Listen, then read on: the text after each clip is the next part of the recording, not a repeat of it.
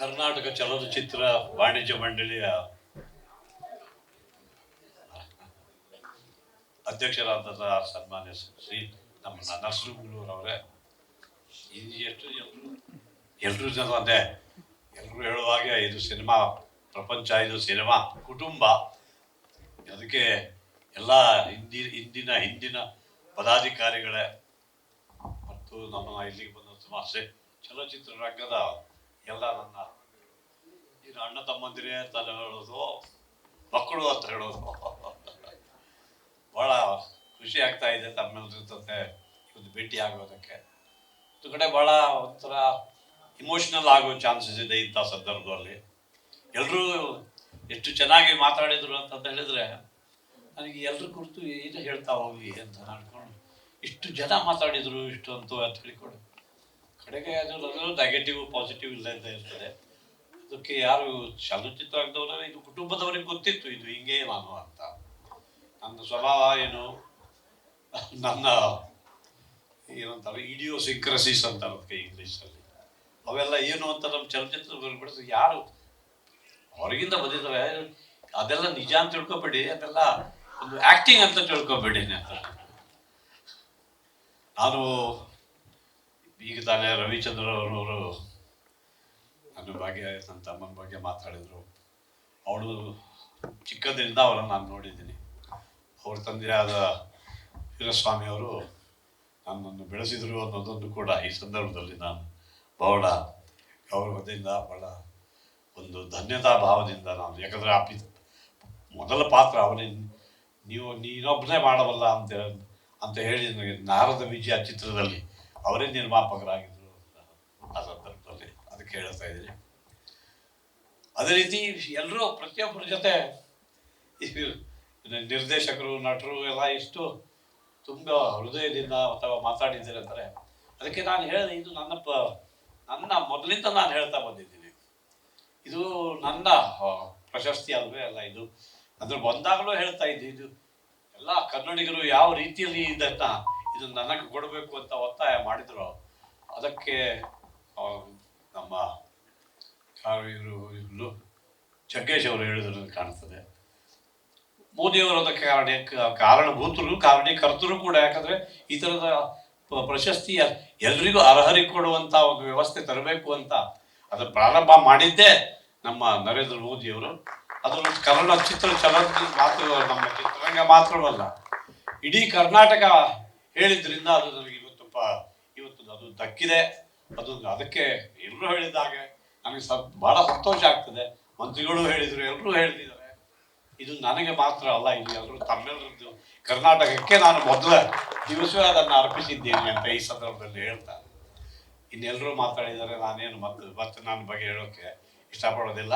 ನಾನು ನಮ್ಮ ಮಂತ್ರಿಗಳು ಬಂದರು, ಶಿವಕುಮಾರ್ ಅವರು ಬಂದರು, ಮಾತಾಡಿದರು, ಅವ್ರಿಗೆ ಹೋಗ್ಬೇಕಾಗಿತ್ತು, ಅವ್ರು ಹೇಳಿದರು. ನಾನು ಅದನ್ನು ಸುಮಾರು 40 ವರ್ಷದ ಹಿಂದೆ ನಾನು ಮೊದಲ ಸಲ ಅಸೆಂಬ್ಲಿಗೆ ಹೋಗಿದ್ದೆ. ಹೋಗಿ ನಾನು ನಂತರ ಮಂತ್ರಿ ಆಗಿದ್ದೆ. ಆ ಸಂದರ್ಭದಲ್ಲಿ ಒಂದು ದಿವಸ ನನ್ನ ಪ್ರಶ್ನೋತ್ತರಗಳನ್ನು ಮುಗಿಸಿ ಅಸೆಂಬ್ಲಿಯಿಂದ ಹೊರಗೆ ಬರ್ತಾ ಬಾಗಿಲಿಂದ ಇಲ್ಲಿ ಬಲಗಡೆಯಲ್ಲಿ ಅವರು, ನಾನು ಹಿಂಗೆ ಬಂದು ನೋಡಿದ್ರೆ ಇವರು ಒಳಗಡೆ ಹೋಗ್ತಿದ್ರು. ಹಿಂಗೆ ಅಂದೆ, ಅವ್ರಿ ಯಾರು ಅಂತ ನನಗೆ ತಕ್ಷಣ, ಯಾಕಂದ್ರೆ ಅವ್ರ ಪರಿಚಯನೇ ಇರಲಿಲ್ಲ. ಅವರು ಅಲ್ಲಿಂದ ಹೀಗೆ ಅಂದರು. ಅರೆ ನಾನು ಅಂತ ಹೇಳಿ ಅಷ್ಟೊಂದು ಹಂಗೆ ಮಾಡಿ ಹೊಡೆದೋಗ್ಬಿಟ್ರು. ನಾನು ಅಲ್ಲಿ ಹೋಗಿ ಎಲ್ಲಿ ಕಾಡ್ತಾರೋ ಇಲ್ಲ ಅಂತ ನೋಡೋದಕ್ಕೆ ಕಾಣಲಿಲ್ಲ. ಇವರು ಡಿ ಕೆ ಶಿವಕುಮಾರ್ ಅಲ್ಲ. ಸೊ ನನಗೆ ಆಗಲೇ ಅಂತಿದ್ದೆ, ಎಷ್ಟು ಚಂದ ಇದ್ದಾನೆ ಈ ಮನುಷ್ಯ, ಎಷ್ಟು ಸ್ಮಾರ್ಟ್ ಇದ್ದಾನೆ ಇವರು, ರಾಜಕಾರಣದಲ್ಲಿ ಏನು ಮಾಡ್ತಿದ್ದಾನೆ ಅಂತ. ಇವ್ರು ಸಿನಿಮಾ ಸೇರಬೇಕಾಗಿತ್ತು, ಅದರಲ್ಲೇ ನನಗೆ ಗೊತ್ತಿತ್ತು ಅವ್ರದ್ದು ಡಿಸ್ಟ್ರಿಬ್ಯೂಷನ್, ಎಕ್ಸಿಬಿಷನ್ ಎಲ್ಲ ಔಟ್ಲೆಟ್ಸ್ ಇದ್ವು ಅಂತ. ಅದಕ್ಕೆ ನನಗೆ ಹಾಗನ್ನಿಸ್ತು. ಕಡೆಗೆ ನಾನು ಅವ್ರಿಗೆ ಹೇಳೇ ಬಿಡಬೇಕು ಅಂತ ನಾನು ಮತ್ತೆ ಅಲ್ಲಿ ಹೋಗಿ ನಿಂತೆ, ಬರ್ತಾರೆ ಆಚೆ ಅಂತ. ಆಮೇಲೆ ಅನ್ನಿಸ್ತು, ಇವರಿಗೆ ನಾನು ಹಾಗೆ ಹೇಳಿದ್ರೆ ಇವ್ರು ತಿರುಗಿ ನನಗೆ ಹೇಳಿಬಿಟ್ಟಾರು, ನೀವರು ಸಿನಿಮಾ ಬಿಟ್ಟು ಎಲ್ಲಿ ರಾಜಕಾರಣಕ್ಕೆ ಯಾಕೆ ಬಂದ್ರಿ ಅಂತ ನನಗೆ ಕೇಳಿಬಿಟ್ಟು. ಅದಕ್ಕಾಗಿ ನಾನು ಆವತ್ತಿಂದ ಅವ್ರಿಗೆ ಹೇಳಬೇಕು ಅಂತಿದ್ದೆ, ಆದರೆ ಒಂದು ಅವಕಾಶ ಸಿಕ್ಕಿರಲಿಲ್ಲ. ಈಗ ಅವ್ರು ಬಂದ ತಕ್ಷಣ ಅವ್ರು ಹೇಳಿದ್ರು, ನಾನು ಬೇಗ ಹೋಗ್ಬೇಕು, 1 ಗಂಟೆ ತಡವಾಗಿ ಬಂದಿದ್ದೀನಿ, ಬೇಗ ಹೋಗ್ಬೇಕು. ಆದರೆ ತಮ್ಮೆಲ್ಲರ ಅದಕ್ಕೆ ತಮ್ಮ ಅನುಮತಿ ಪಡೆದೇ ಹೋಗ್ತೀನಿ ಅಂತ ಹೇಳಿದ್ರು. ನಾನದು ಒಂದೇ ನಿಮಿಷ ಇದು ಅಷ್ಟೊಂದು ರಾಮಕೃಷ್ಣ ಅವರ ಪ್ರವೀಣ್ ಅವರು ಬಂದು ಹೇಳಿದರು, ಅದು ನಾನು ಅವ್ರಿಗೆ ಹೇಳಿಬಿಡಿ ಈಗಲೇ ಅಂತ, ಅವ್ರು ಹೋಗ್ಬಿಡ್ತಾರೆ ಅಂತ. ಸೊ ಅದಕ್ಕೆ ಅವ್ರಿಗೆ ಹೇಳಿದೆ, ಹೀಗೀಗೆ ಆಗಿತ್ತು, ಈಗೀಗ ಆಗಿತ್ತು, ನಿಮಗೆ ನೆನಪಿದೆಯೋ ಇಲ್ವೋ ಅಂತ ಹೇಳ್ಕೊಂಡ್ರೆ, ನೆನಪಿಲ್ಲ, ಬಟ್ ನನಗೆ ಈಗ ನೀವು ನೆನಪಿಸಿದ ಮೇಲೆ ನನಗೆ ನೆನಪಾಗ್ತಿದೆ ಅಂತ ಅವ್ರು ಹೇಳಿದರು. ಹಾಗಾಗಿ ಇನ್ನು ಈ ಸಂದರ್ಭದಲ್ಲಿ ಹೆಚ್ಚು ಮಾತಾಡುವ ಅವಶ್ಯಕತೆ ಇಲ್ಲ. ನಟರು ಹೆಚ್ಚು ಮಾತಾಡಬಾರ್ದು. ಅವ್ರಿಗೇನು ಹೇಳಬೇಕಂತಿದೆ ಅದನ್ನು ಅವರು ಅಲ್ಲಿ ತೋರಿಸ್ಬೇಕು ಸ್ಕ್ರೀನ್ ಮೇಲೆ. ಅದನ್ನು ಮಾಡ್ಕೊಂಡು 50 ವರ್ಷ ಬಂದಿದ್ದೀನಿ. ಅದರ ಹಿಂದೆ ರಂಗಭೂಮಿಯಲ್ಲಿ ಸೇವೆ ಸಲ್ಲಿಸೋ ಅವಕಾಶ ಸಿಕ್ಕಿತ್ತು.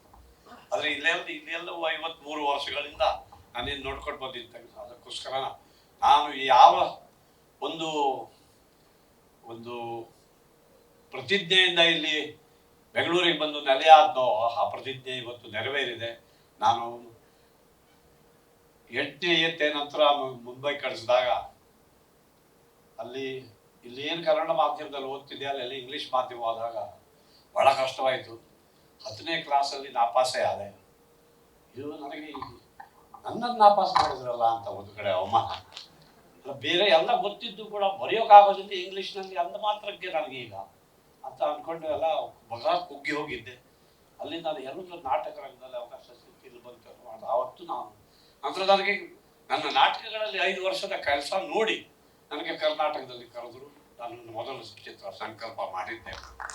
ಅಲ್ಲೇ ನಾನು ಆವತ್ತೇ ಪ್ರತಿಜ್ಞೆ ಮಾಡಿದೆ, ಇನ್ನು ಅಲ್ಲಿ ನಾವು ಒದ್ದಾಡೋದ್ರಲ್ಲಿ ಅರ್ಥವಿಲ್ಲ, ನನ್ನ ಕರ್ಮಭೂಮಿ ಕರ್ನಾಟಕವೇ ಅಂತ ಹೇಳ್ಕೊಂಡು ಕನ್ನಡಿಗರು ಸಾಧ್ಯ ಮಾಡಿದ್ದಾರೆ.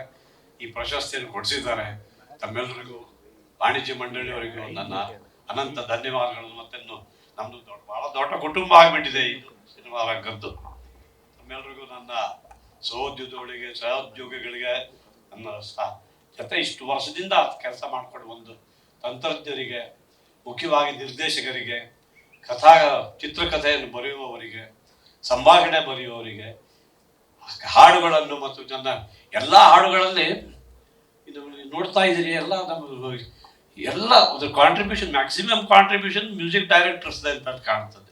ಯಾಕಂದ್ರೆ ಹಾಡೋರು ಯಾರು, ಅದನ್ನು ಮಾಡೋರು ನಾನು ನಟಿಸೋದಷ್ಟೇ.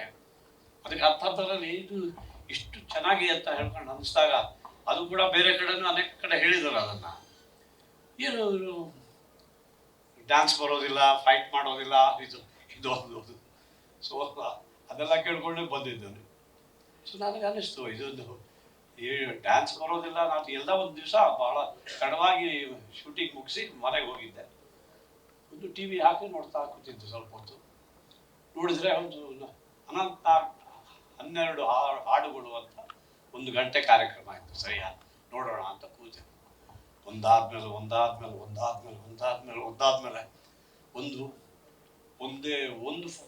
ಹಾಡಿನಲ್ಲೂ ಕೂಡ ನಾನು ಕುಡಿದಿಲ್ಲ, ಅಥವಾ ಎಕ್ಸ್ಪ್ರೆಷನ್ಸ್ ಕೊಡ್ತಿದ್ದೆ, ಆದರೆ ಕುಡಿದಿಲ್ಲ. ಹೇಗೆ ಕನ್ನಡಿಗರು ನನ್ನ ಎಷ್ಟೊಂದು ಕ್ಷಮಿಸಿದ್ದಾರೆ, ಎಷ್ಟೊಂದು ಬೆಳೆಸಿದ್ದಾರೆ ಅಂದರೆ, ನನ್ನ ಏನು ಫೈಟ್ ಮಾಡೋದಿಲ್ಲ, ಫೈಟ್ ಮಾಡೋದಿಲ್ಲ, ಡ್ಯಾನ್ಸ್ ಮಾಡೋದಿಲ್ಲ ಅಂತಂದ್ರೂ ಕೂಡ ನಾನು ಸಹಿಸ್ಕೊಂಡು ಬಂದು ಇಷ್ಟು ಬೆಳೆಸಿ ಸುಮಾರು 300 ಚಿತ್ರಗಳನ್ನು ಮಾಡಿದ್ದೀನಿ ಅಂದರೆ ಇನ್ನು ಯಾರಿಗೆ ನಾನು ಧನ್ಯವಾದ. ಕನ್ನಡಿಗರಿಗೂ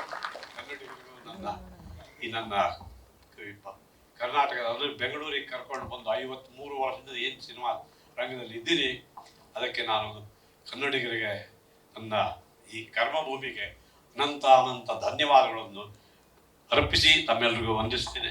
ನಮಸ್ಕಾರ.